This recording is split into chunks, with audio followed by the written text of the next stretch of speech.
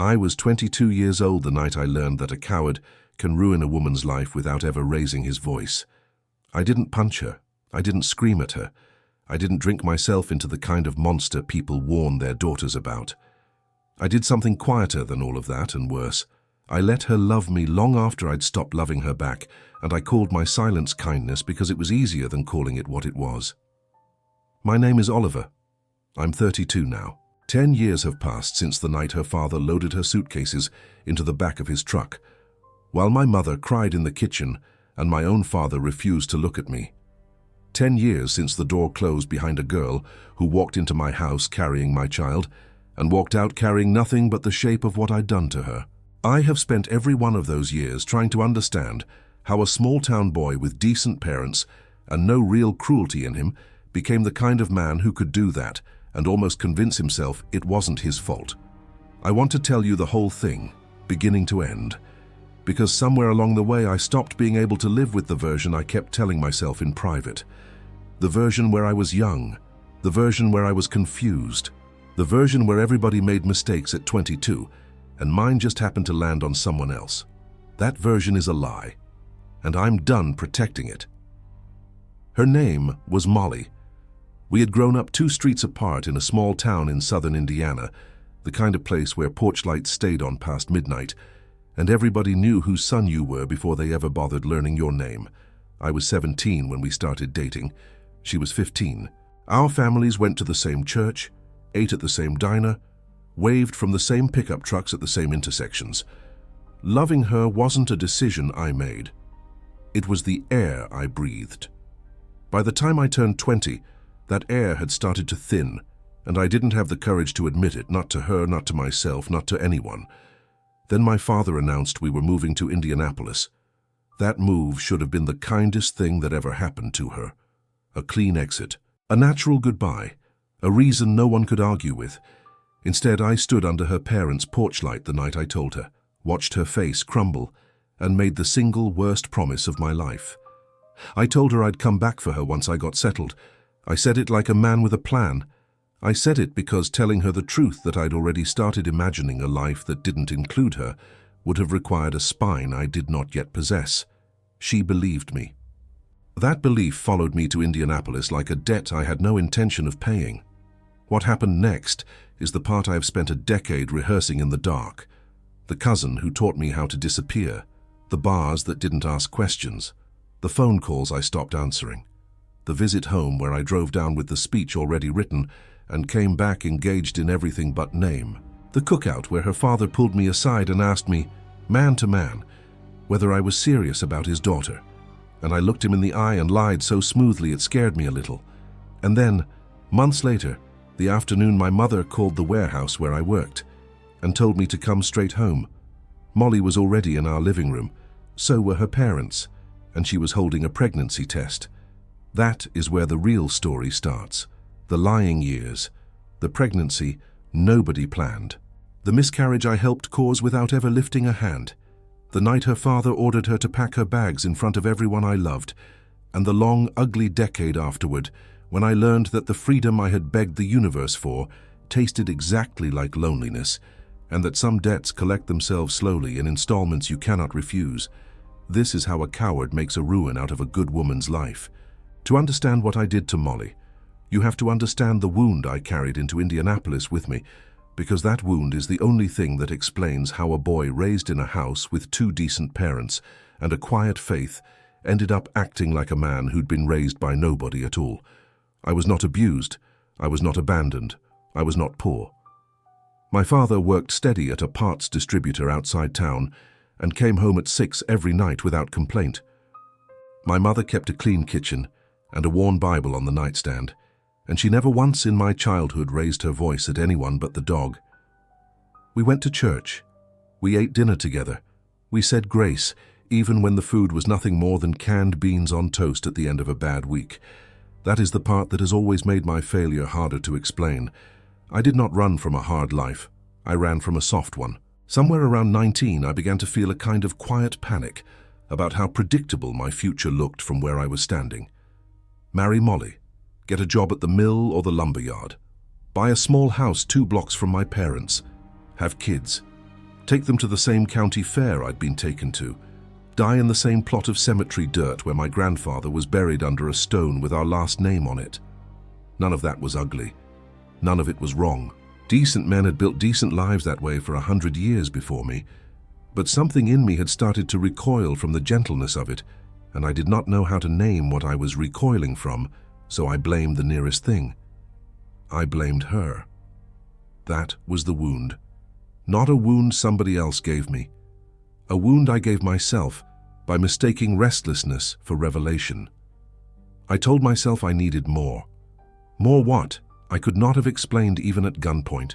I just knew that every time I looked at Molly's hopeful face on her parents' porch, every time she squeezed my hand at a church potluck, every time she leaned against my shoulder during a movie at the Dollar Theater, I felt something heavy settle on my chest that I refused to call what it actually was. It was not love anymore. It was obligation wearing love's clothes, and I had no idea how to take the costume off without scaring her. So when my father came home in March of that year and told us he'd been offered a better job at a freight yard in Indianapolis, I did the worst thing a coward can do when life hands him an exit. I treated the move as a rescue, not a hard choice, not a family decision, a way out somebody else had built for me so I would not have to build it myself. The night before we drove north, I sat on the tailgate of my father's truck in our driveway and stared at the porch light 2 streets over, where I knew Molly was probably crying into her pillow. I did not go to see her. I told myself I had already said goodbye. The truth was that I was afraid that if I saw her one more time before leaving, I would either have to break my fake promise or keep it. And I was not ready to do either. Indianapolis hit me like a window thrown open in a sealed room. Within the first week, I saw more strangers than I had seen in my entire childhood. Nobody at the gas station knew my last name. Nobody at the diner asked how my father was doing. Nobody at the warehouse where my uncle helped me get a job knew I had been somebody's high school boyfriend for 5 years running. I could walk into a room and be nothing but my own face. To a boy who had spent his whole life being known, anonymity tasted like oxygen. That should have been the warning. Anything that feels too much like oxygen is usually something you have been suffocating without realizing it, and the suffocation itself is worth examining before you start gulping the new air. I did not examine anything. I gulped. Ryan made sure of that. My cousin was a year older than me and had lived in the city since he was 15, when his own father moved up for steelwork. He had a thin mustache he was very proud of, a 1989 Ford with a cracked dashboard, and the kind of grin that women either trusted too quickly or distrusted on sight. He drank like it was a personality trait. He talked about girls the way other men talked about cars. Within 3 days of my arrival, he had me in the passenger seat of that Ford, driving past bars on the east side, telling me which doors did not check IDs and which waitresses would slip you a free pitcher if you tipped them right the first time. "You've been engaged since you were a kid," he told me one night, half laughing, half serious. "Indianapolis is gonna knock all that farm town loyalty right out of you." I laughed too, like he was joking. He wasn't. Within a month, I had stopped answering Molly's calls every time. Within 2, I was lying about overtime shifts I had never worked. Within 3, I had kissed 2 different women in the back parking lot of a place called Murphy's, and I had not felt guilty enough about either one to stop a third. She kept calling. That was the part that started to feel cruel even to me. She did not call angry. She did not call suspicious. She called the way a woman calls when she is trying to keep something alive across a distance she cannot close. "Hi, baby. How was work today? Did your mom like the casserole recipe I sent her? My dad said to tell you he has been praying for the new job. I miss you so much it makes my chest hurt sometimes." Every word she said was a small, clean nail driven into the lie I was building, and I kept building anyway. By the 5th month, she stopped asking when I was coming back and started telling me. People in town were asking questions. Her father wanted clarity. Her mother had begun mentioning rings at Sunday dinner, the way mothers do when they want their daughters to feel chosen. Molly herself, God help her, never accused me of anything. She just kept saying the same sentence in 15 different ways. "I want to see your face, Oliver. I want to see your face." I finally agreed to drive down on a Saturday in late September. I want you to understand what I told myself on that drive, because it matters. I told myself I was going to be a man about it. I told myself I was going to sit her down somewhere private, look her in the eye and tell her the truth. I told myself I owed her that much after 5 years and a porch-light promise. I rehearsed the sentences out loud the whole way down Highway 65, hands at 10 and 2, watching the cornfields blur past the window. Molly, I have changed. Molly, I cannot keep doing this to you long distance. Molly, you deserve someone who is sure, and I am not sure anymore. By the time I crossed into the county where I had been born, I had the whole speech memorized. I almost believed I was going to deliver it. Then she came running off the porch. She was wearing a yellow dress I had never seen before, one her mother had probably picked out for the occasion, and she was barefoot because she had not bothered to put shoes on when she heard my truck pull up. She crossed the yard in maybe 4 strides and hit me so hard in the chest with her whole body that I had to take a step back to keep my balance. She was crying and laughing at the same time. She kissed my mouth, my cheek, my neck. She said my name 3 times like she was making sure I was real. Every sentence I had rehearsed evaporated. I hugged her back. I did not have a choice. The not having a choice was itself a choice, but I was too cowardly to recognize that yet. Over her shoulder, I could see her mother in the front window, hand pressed to her own mouth, watching her daughter receive the boyfriend she had been waiting half a year for. I could see her father coming around the side of the house with a bag of charcoal in his hand, lifting his chin at me in greeting. I could see the whole machinery of an entire family preparing to celebrate the return of a young man they still believed was good. I did not have the spine to disappoint that many people at once, so I smiled, and I lied with my body before I lied with my mouth. The afternoon went the way I should have predicted. Molly stayed glued to my side. Her mother kept finding excuses to touch my arm, to refill my glass, to tell me how thin I looked and how she would be sending me home with leftovers in the morning. Her father grilled, drank 1 beer, talked about the new transmission he was putting in his pickup, and never once asked me a question I would have had to lie hard to answer. By 6, neighbors had started to drift over with paper plates. By 7, somebody had brought a guitar. By 8, an aunt of Molly's I had met exactly once was telling me she had always known I was the one for her niece. There was no opening. There was never going to be an opening. That is what I told myself anyway, and I want to be honest about how convenient that conclusion was. The truth is that I did not look for an opening. I performed the role of the returned boyfriend so well that nobody in that yard, including me, could have guessed I had spent the entire drive south rehearsing the words that would end it. Around 11, the crowd thinned. Around midnight, Molly's parents went inside. Around 12:30, she took my hand and led me up the back stairs of the house to her bedroom, where the same posters and the same quilt and the same lamp had been waiting for me, as if no time had passed at all. I had a chance even then. I could have stopped at her doorway. I could have said, "Molly, sit down, I have to tell you something." I could have ruined the night and saved both of us. Instead, I let her close the door behind me. I am not going to describe what happened next, because she deserves at least that much privacy from a man who took everything else from her. I will only say this. I knew the entire time that I did not love her the way she loved me. I knew the entire time that I had driven down there to end it. I knew the entire time that every soft thing she whispered into my shoulder was being whispered to a man who no longer existed, and I let her whisper it anyway. When the morning came, her father caught me on the porch before I could leave. He had 2 cups of coffee in his hands and a look on his face I had been hoping to avoid for the entire weekend. He handed me one of the cups and asked me to sit. Then he asked in that flat, careful voice fathers use when they have already decided the answer matters more than the question, whether I was serious about his daughter, whether I was planning to bring her up to Indianapolis once I got settled, whether marriage was on the table or not. I had one last chance to be a man. I looked at him over the rim of my coffee cup, and I told him yes. Yes to all of it.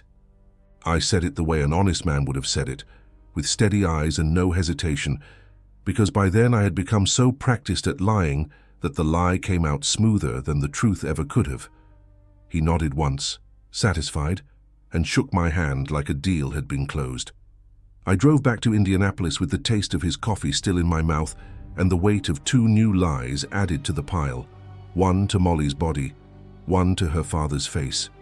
I told myself, for the entire 2-hour drive north, that nothing irreversible had happened. I was wrong about that the way a man is wrong about a wound he cannot yet feel because the adrenaline is still in his blood.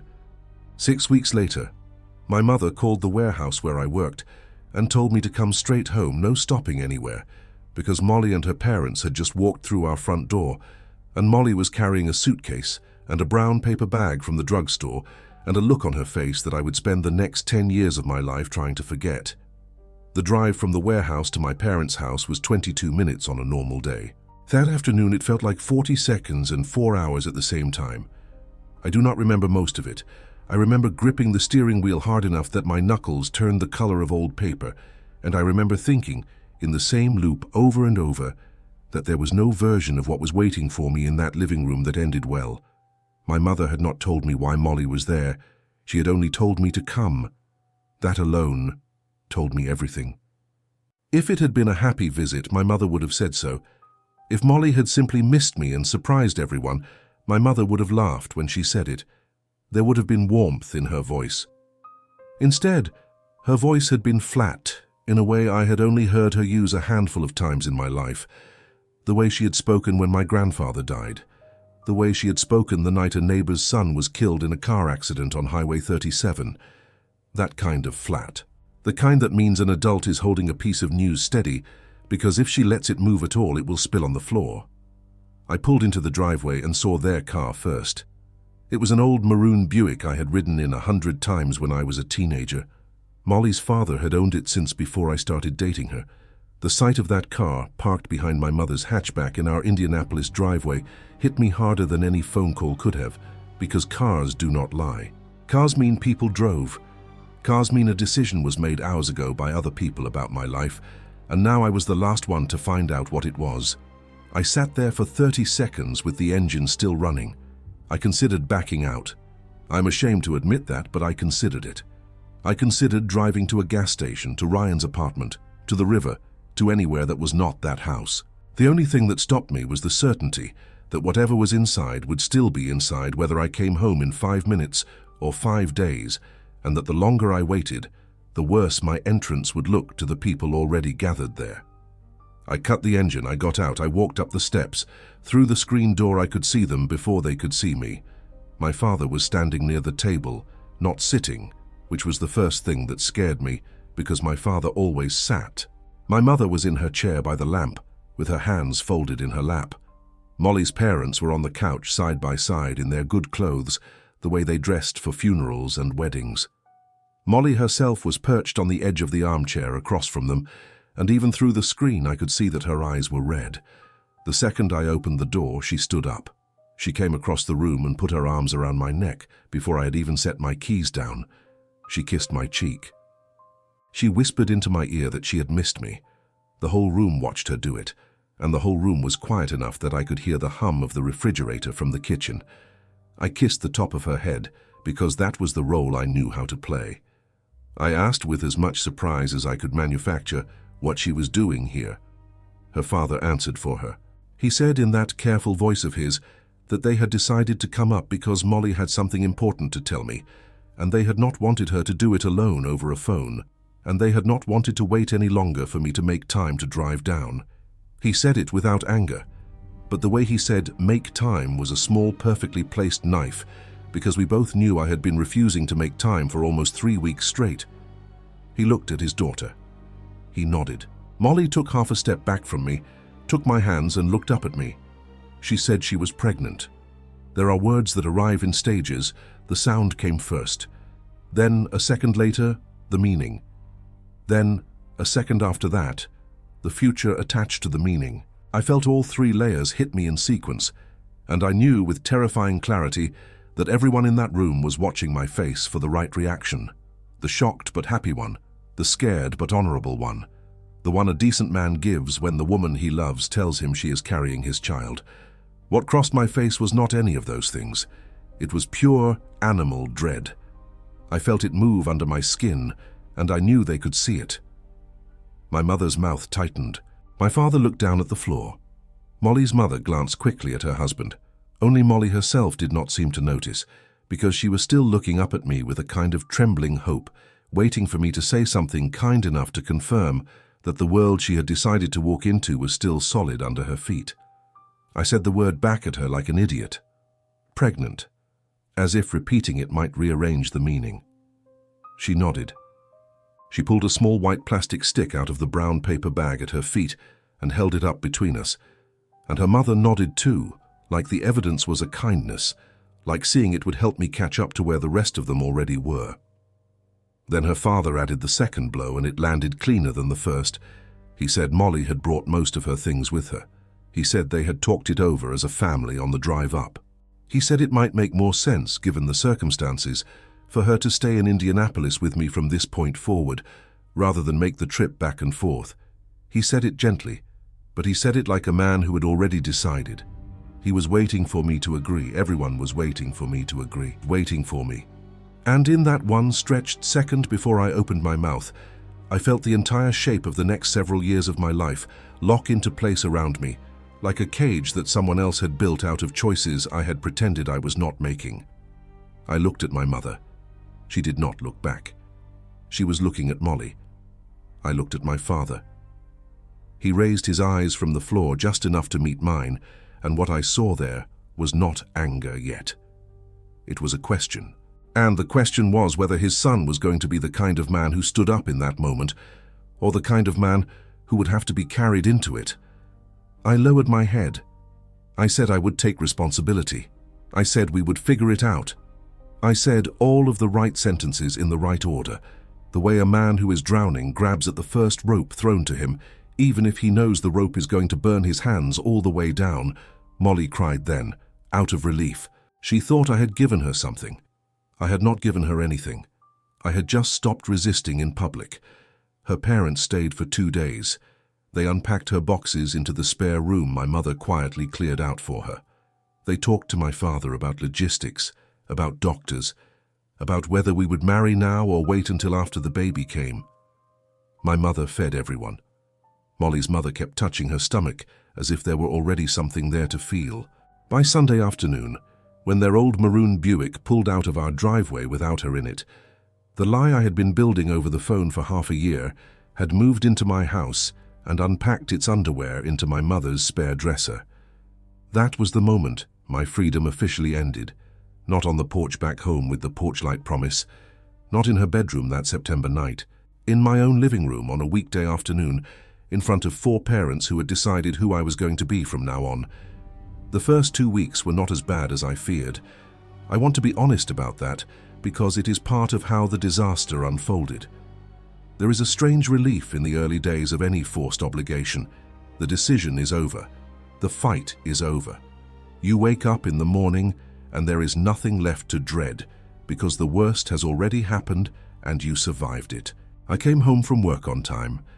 I sat next to her on the couch. I let her talk about names for the baby, about whether we should look for a small apartment of our own once I saved a little, about whether my mother would teach her the casserole my father liked. I held her hand during a doctor's appointment my mother drove us both to. For about 10 days, I almost convinced myself I could do this. Then the resentment started. It did not come in like a storm. It came in like a slow leak under a sink, the kind you do not notice until the wood underneath is already soft. One afternoon I came home and Molly was folding my laundry on the kitchen table, and instead of feeling grateful, I felt something cold tighten in my chest. The next morning she asked me very gently what time I would be home, and I felt my jaw clench before I had time to school my face. By the end of the second week, every soft, hopeful thing she did was registering inside me as a tightening of the cage. That was my fault. I knew it was my fault even then. She was doing nothing wrong. She was doing exactly what a young woman in her situation was supposed to do, and she was doing it with more grace than most 20-year-olds could have managed.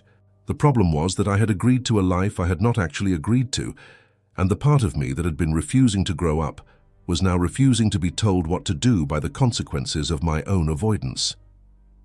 Ryan called on a Friday night about 3 weeks in. I should have ignored it. I knew I should have ignored it. Instead, I told Molly I had to cover for somebody on a late shift, kissed her forehead, and walked out of my own house at 9 at night to meet my cousin at a bar I had told myself I was done with. He laughed when I sat down across from him. He said married life looked good on me. Then he ordered me a beer before I could tell him I was only staying an hour. I stayed 4. I came home at 1:30 in the morning. Molly was awake on the couch in one of my t-shirts with the lamp on. She did not yell, she did not cry. She just looked up at me when I walked in and asked, in a voice so calm it was almost worse than crying would have been, whether the late shift had run long. I lied. Of course I lied. I said the warehouse had been short 3 guys. She nodded. She got up. She went to bed without me. That was the first crack, and after that the cracks came in faster than I could count them. I started going out twice a week, then 3 times. I started taking longer to come home from work, stopping for 1 beer that turned into 3, then 4. I started letting calls ring. I started smelling like smoke and whiskey when I walked through my parents' front door, and I started getting irritated when anyone in my own house seemed to notice. Molly tried at first to talk to me. She tried in the gentle way young women try when they are afraid that pushing too hard will break something they are still hoping to save. She would ask if I was okay.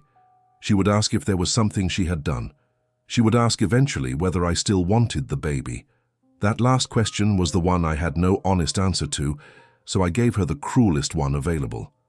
I told her she was being paranoid. I told her her hormones were making her dramatic. I told her I was working hard to provide for our future, and the least she could do was trust me when I said I was tired. She did trust me. That is the part I cannot get past even now. Every single time I told her a lie that any sober adult should have seen through, she chose to believe me. Not because she was stupid, because she was 20 years old and pregnant and 2 hours from her mother and trying with everything she had to make the version of her life she was trapped in feel like a version she had chosen. The fights, when they finally came, were not really fights. They were her asking and me snapping. They were her sitting at the dinner table with her hand resting low on her stomach, asking me where I had been, and me telling her in front of my parents that not every minute of my life belonged to her. They were my mother setting down her fork too hard. They were my father telling me more than once to grow up. One night it spilled over the edge of what the house could hold. Molly had been sick most of the day. My mother had spent the afternoon with her, helping her keep down crackers and ginger ale, holding her hair back twice when the crackers did not stay. I had come in at 9:30, smelling like a bar I had told everybody I was not at, and Molly looked up at me from the couch with the kind of expression a person wears when they have run out of patience for their own hope. She asked me, in front of everyone, if I thought any of this was a joke. I told her in front of everyone that I had been working and that I did not appreciate being interrogated the second I walked through the door. It was a lie. I had been with Ryan at a burger place for 2 hours before we even hit the bar. My father slammed his fork down on his plate hard enough to make my mother flinch. He told me to grow up. He told me, in a voice I had never heard him use before, that I was an embarrassment to the name he had given me. I left the table anyway. The next morning, Molly came into the bathroom while I was shaving and apologized to me. That is the detail I want you to sit with for 1 second, because I have sat with it for 10 years. She apologized to me for embarrassing me at dinner. She had done nothing wrong. She had been the only honest person at that table the night before, and she had spent the night before lying awake, convincing herself that the way to keep the small life she was building from collapsing was to take responsibility for the moods of the man who was actively wrecking it. I told her it was fine. I kissed her forehead. I went to work. I should have dropped to my knees on that bathroom floor and begged her forgiveness. Instead, I let her apology become permission. If she was going to keep absorbing my failures as her own, I was going to keep producing them. For the next 3 weeks, I disappeared more than I was home. Ryan stopped pretending to be surprised when I called him. I stopped pretending to be ashamed when I came in at 2 in the morning. My mother stopped trying to talk to me. My father stopped looking at me. Molly stopped asking where I had been. That was the part I should have been most afraid of. When a woman who has been begging you to come home stops asking where you have been, it is not because she has decided to trust you. It is because something inside her has begun preparing itself for a future in which the answer no longer matters. I did not see it. I was too busy congratulating myself on having found a new equilibrium. Then came the Tuesday. I was at a place called the Iron Door. a few miles north of the warehouse, with Ryan and 2 guys he knew from the loading docks. It was the middle of the afternoon shift change, which meant the bar was half empty, and the jukebox was playing the same Garth Brooks song for the 3rd time in an hour. I had not eaten lunch. I was on my 2nd beer. My phone, which I had been carrying clipped to my belt all day, started buzzing around 4. I looked at it. It was my mother. I sent it to voicemail. 10 minutes later, it buzzed again. Molly. Voicemail. Then my mother again. Then Molly. Then a number I did not recognize that I now know was my Uncle Nate's. Then my mother a 3rd time. I turned the phone face down on the bar. Ryan asked me what was going on. I told him my mother was probably just nagging me about coming home for dinner. He laughed. He ordered us another round. I let him. About 15 minutes later, the phone buzzed one more time, and this time it was a text, not a call. Texts back then cost $0.25 to send, and people only used them when calling was not an option, which meant whoever was sending it was either driving or in a place where they could not talk. I flipped the phone over. The text was from my mother. It was 4 sentences. You need to answer your phone. Molly is sick. Nate had to take her to the ER. Come home now. I read it twice. I want to tell you that I stood up immediately. I want to tell you that I threw money on the bar and ran for my truck and broke every speed limit on the way to my parents' house. That would be the version of this story I could live with. It is not what I did. What I did was set the phone back down, look at Ryan and tell him my mother was being dramatic, that Molly probably just had food poisoning again, that I would head out as soon as I finished my beer. I finished my beer. I ordered another half one because Ryan was telling a story I did not want to interrupt. I sat in that bar for almost 40 more minutes while my girlfriend was being wheeled into an emergency room 2 miles away with a child inside her that nobody in that hospital knew yet was already gone. When I finally pulled into my parents' driveway just after 6, the maroon Buick was not there. My uncle's truck was not there.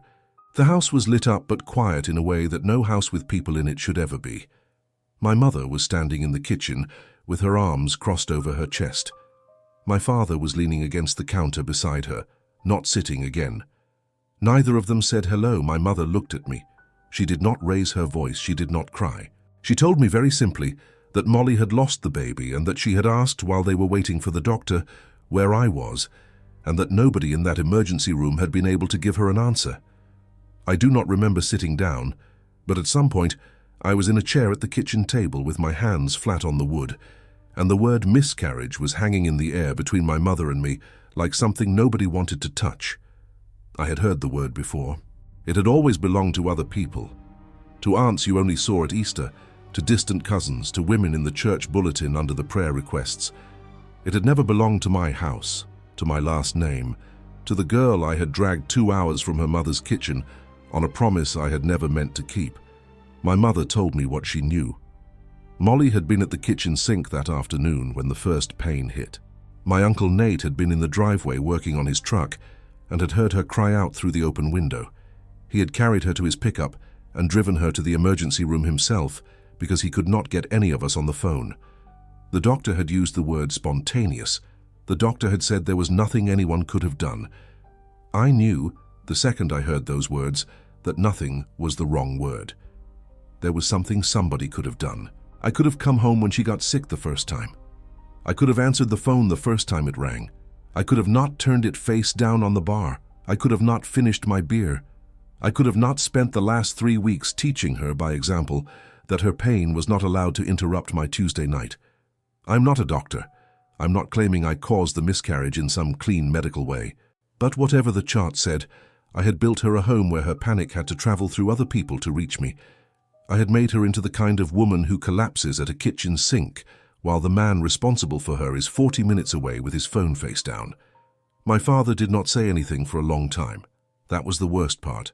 He just stood there against the counter with his arms crossed and looked at me the way a man looks at a stranger who has been brought into his house in handcuffs. When he finally spoke, all he said was, "Your uncle had to carry her, son." He did not raise his voice. He just said it once and let it sit on the kitchen table between the salt shaker and my hands. Molly came home from the hospital around 9 that night. She walked through the front door under her own power, but slowly, the way somebody walks when they are not sure what is going to hurt next. She was pale. Her hair was pulled back. She was wearing a sweatshirt that did not belong to her, one a nurse must have given her, because she had left the house that afternoon in a t-shirt that was now in a hospital biohazard bag somewhere. I stood up when she came in. I did not know what to do with my hands. She looked at me from across the living room and did not say anything. She did not cry. She did not yell. She just looked at me with this drained expression that was somehow worse than any of those things because there was no rage in it. There was the look of a person who has finally seen the actual size of the thing they have been carrying and has realized it is bigger than the strength they have left. She walked past me down the hallway to the spare room and shut the door. I did not go after her. I am not going to pretend that was out of respect for her grief. I did not go after her because I was afraid of what I would find on the other side of that door, and I had been running from that fear for months. Her parents arrived the next morning before sunrise. They had driven through the night. The maroon Buick pulled into the driveway with its headlights still on at 5:45, and the sound of the doors opening woke me up in my own bed 2 rooms away. I lay there listening to them come into the house. I heard my mother let them in. I heard Molly's mother's voice break the second she saw her daughter come out of the spare room. I heard the long, low sound a father makes when he is holding his grown child against his chest in a kitchen that is not his. I did not get up. When I finally came out, nobody looked at me. That is what I want you to understand about the next 48 hours. Nobody looked at me, not in anger, not in disappointment. They looked through me, around me, past me. Molly's mother handed me a coffee cup without making eye contact. My mother set a plate in front of me at lunch and walked back to the sink before I could thank her. Molly's father moved through the house with the slow, deliberate quietness of a man who is keeping a leash on something that wants to break loose. And every time he passed near me, I felt the leash tighten. By Saturday afternoon, the conversation finally turned, because grief cannot stay silent forever in a house full of parents. Molly's mother asked very gently what the plan should be, whether Molly needed more time before traveling, whether they should stay another day, whether maybe she should come back home with them for a while to recover. That was the moment. That was the moment I should have kept my mouth shut. A better man, even a slightly less weak man, would have understood that the question was not for him. It was for the women in the room. I did not understand that. Or I did, and I did not care. I leaned forward in the recliner, and I said, in a voice I tried to make sound thoughtful, and that came out exactly as cold as it actually was, that maybe that was a good idea, that maybe Molly would be more comfortable at her parents' house, that maybe with the baby gone now there was no real reason for her to keep living up here. The room did not change all at once. It changed in 3 stages. First, Molly's mother looked at her husband. Second, my own mother set down the coffee cup she had been holding. Third, Molly turned her head slowly and looked at me. She did not say it angrily. She said it the way somebody says the only sentence left to say when all the others have been used up. She said, "Are you trying to send me away?" I had one more chance. One, I could have stood up, I could have crossed the room and knelt in front of her and said, "No, that was not what I meant, that I was sorry, that I had been a coward for months. Please let me try to be something other than the man I had been." That is not what I said. What I said was that with the baby gone, there was nothing really keeping her here, and she might as well be where her own mother could take care of her properly. The second the words left my mouth, the air in the room changed temperature. Her father stood up. He did not raise his voice yet. He did not move toward me, he just stood up, and the way he stood up made everyone else in the room go still. He looked down at me from where he was standing, and he asked me in a voice so flat and careful it could have cut sheet metal, what exactly I was saying. There are moments in a man's life when the truth comes out not because he has finally become brave, but because he is too tired to keep holding the lie up by himself. I had reached that moment, and instead of recognizing it as the disaster it was, I treated it like a relief. I told him. I told all of them. I said the pregnancy had not been in my plans. I said when I had driven down to see Molly months ago, I had actually gone there intending to end the relationship, but I had not gone through with it. I said I had not loved her the same way for over a year. I said I had been trying to figure out how to tell her since before she ever moved up here. Molly started crying before I finished. She did not cry loud. She cried in that small, broken way a person cries when she is too exhausted to perform her own pain. Then I said the sentence I have carried in my mouth for 10 years, like a piece of broken glass. I said I did not love her anymore. I said it out loud, in my parents' living room, 2 days after she came home from the hospital with empty arms, in front of her mother and her father and my father and the girl herself. Her father moved. He did not hit me. I want to say that, because part of me has always wished he had. He just turned and looked at his daughter and told her, in that same flat voice, to go pack her things, because she was not spending another night in that house. Molly tried to protest through her tears. She said it was not that simple. She said she did not have the strength right then to make decisions. Her mother started crying too. My own mother stood up and tried to say something about waiting until morning, about not making permanent decisions in the middle of grief. My father told my mother very gently to sit back down. Her father looked at me one more time. He said his daughter was not going to spend one more hour in a house where the man responsible for her had just used her dead child as a reason to ask her to leave. He was right. There was nothing to argue. Molly went down the hallway to pack. I can still see her doing it. She had one hand on the wall the whole way, partly for balance, partly because I think she did not entirely trust her legs. Her mother went with her. My mother followed a minute later to help. I sat in the recliner, where I had said the worst sentences of my life, and I did not move. Nobody asked me to help carry anything. Nobody wanted my hands on her things. I sat there, and I listened to drawers opening and closing in the spare room. I listened to the soft sound of women folding clothes that had been unpacked by hopeful hands 6 weeks before, and were now being repacked by trembling ones. I listened to her father go in and out of the front door 3 times, loading the Buick in silence. When Molly came back down the hallway with her bag, she stopped in the living room doorway. She looked at me. I thought she was going to scream.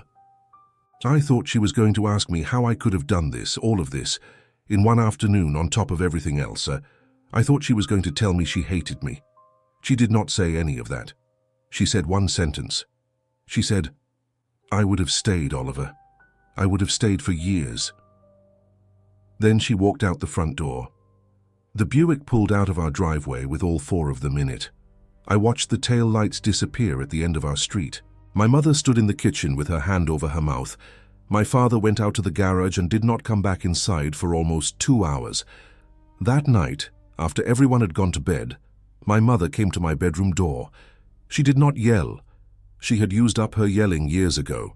She just stood in the doorway with her arms folded and told me very quietly that life collects its debts eventually. She said she hoped she was wrong about how I was going to learn that, but she did not think she was. Then she closed my door. I lay in the dark for a long time after that, and what I felt was not what I should have felt. What I felt was relief. Underneath the relief, eventually, was the shame. But the shame came second. The relief came first. And that order, more than anything I had said in the living room that afternoon, told me exactly what kind of man I had let myself become. What followed was a decade I am still trying to understand. I have already told you the shape of it. The freedom that turned out to be drift, the women who came and went and served as proof I could not be trusted with anyone serious.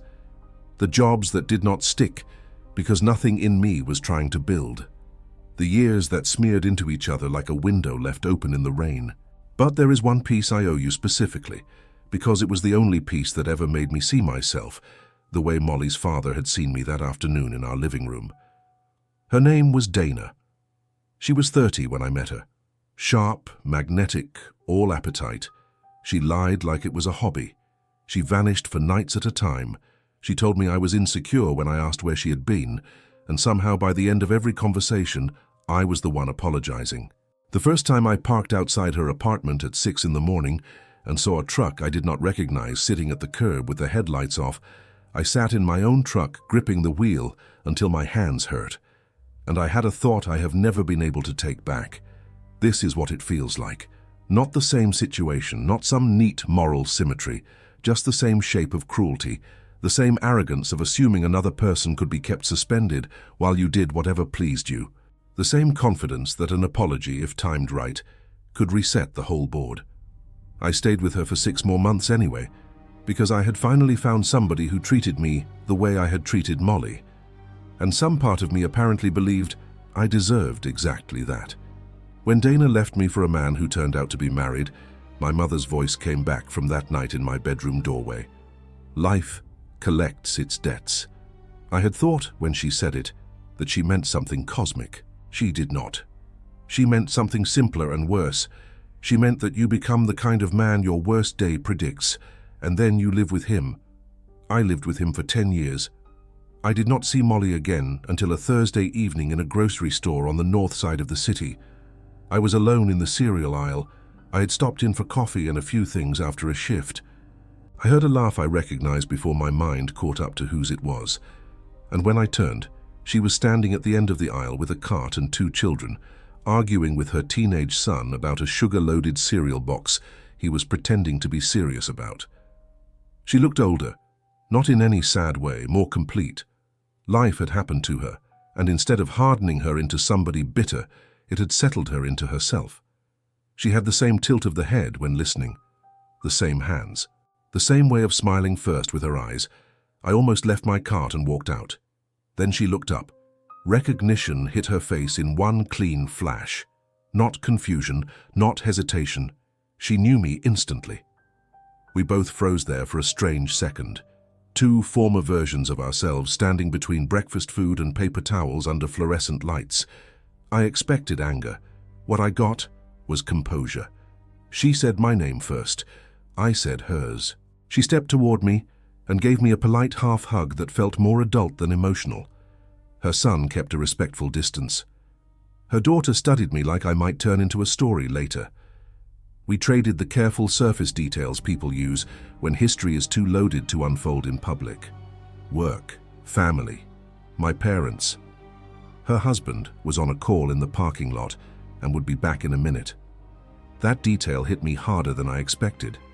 Not because it was dramatic, because it was normal. She had a husband somewhere outside waiting to load her groceries, and I was just an old chapter who had accidentally crossed into a Thursday evening on her way to dinner. For one dangerous second, I considered apologizing right there. I could feel it rising up my throat. But I looked at her children, at the aisle, at the ordinariness of the moment, and I understood that this was not mine. It belonged to the life she was actively living. A grocery store reunion was not the place to drag all that old wreckage out and ask her to stand in it with me. So I did not. Her husband came around the corner. Average height, baseball cap, the same steady decency I had seen in the few photos I had looked at in private over the years. Molly introduced me as someone she had known a long time ago. That was the whole title I had left in her present life. Someone she had known a long time ago. He shook my hand. He was kind about it. The son looked impatient. The daughter wanted cookies. Molly gave me one more small smile and said it was good to see me doing well. Then they moved on. I stood there beside my cart for longer than I want to admit, and the truth I had been hiding from for 10 years finally walked up and sat down beside me. She was free of me, not in the angry way people say it after a breakup, in the finished way. I was not a wound walking toward her. I was not unresolved tension. I was not a temptation, not a threat, not an ache she had been carrying. I was just somebody from a different life she had survived and outgrown. That is the real climax of this story, even though nothing dramatic happened in that aisle. The dramatic thing had already happened 10 years before in a living room I did not deserve to keep her in. The grocery store was just the moment I finally got to see, with my own eyes, what mercy looks like when it does not include you. I drove home that night and did 3 things. I called my parents. I told my mother she had been right, about all of it, about every piece of it. I sat in my truck in front of my apartment building for an hour without going inside, and I made a quiet promise to myself, the only kind of promise I trust anymore, which is the kind nobody hears you make.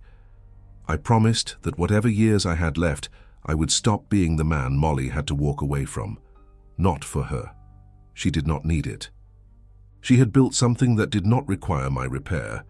For the next person, whoever she turned out to be, who deserved a man who showed up the first time he was asked, that is the only ending I have earned the right to write. There should have been a child once, there was not.